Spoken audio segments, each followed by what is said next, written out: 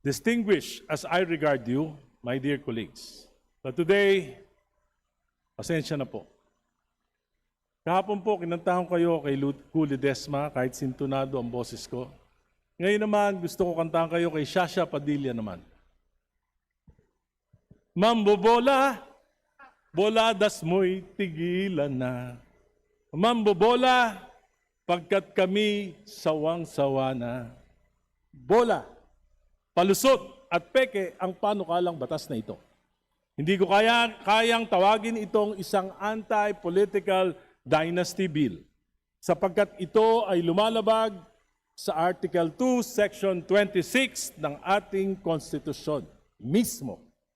Ito ay paglapastangan at pagbaluktot sa tunay na diwa at layunin ng saligang batas. Palusot ito sa konstitusyon.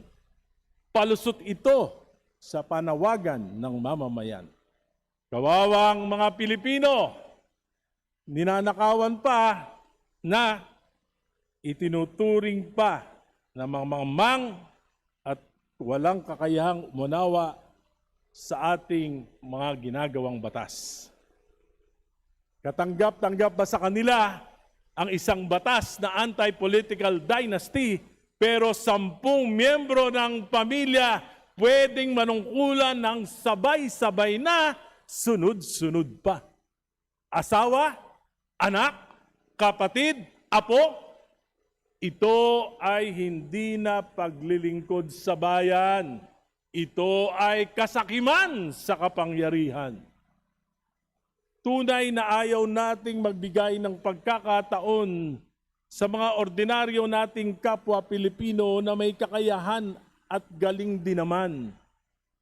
Baka sabihin ng mamamayan, saan ba tayo kumukuha ng tapang ng muka upang naisin nating pamilya na lang natin ang nasa kapangyarihan at gawing laruan ang mamamayan sa pamamagitan ng patronage politics. Sa halip na bigyan ng tamang pamantayan sa pagpili ng mamumuno sa bayan, salapi, panggigipit, at pananakot ang nagiging pamamaraan ng marami. Peke, palusot, budol, bola ang panukalang ito. Hindi ito lulusot sa Bicameral Conference Committee. Mabubulok lamang ito doon sapagkat ang bersyon ng Senado ay tunay.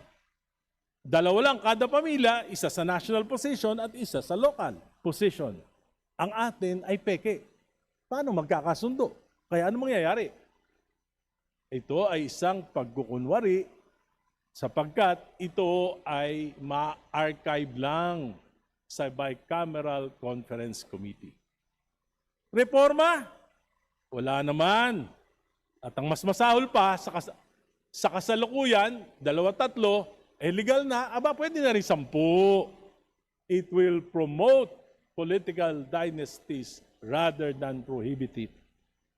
Ipinangako ang reformang ito ni Pangulong Marcos. Ipinangako niya sa mga nagrarally sa EDSA nung galit na galit ang mga mamamayan sa corruption, sa budget, at sa infrastructure. Ipinangako niya ito sa simbahan. Pinako niya sa mga galit na mamamayang Pilipino. Ngunit ang peking batas na ito ay patunay na hindi seryoso ang Pangulo. At ang pangako niya ay walang halaga, bola-bola lamang. Mr. Speaker, I vote no. No to this fake reform. No to this deception. And I strongly condemn this House for passing a bill whose purpose is not to dismantle political dynasties, but to pull the Filipino people into believing it has done so. The Filipino people deserve a genuine reform, not a legislative hoax disguised as a constitutional compliance. Salamat po.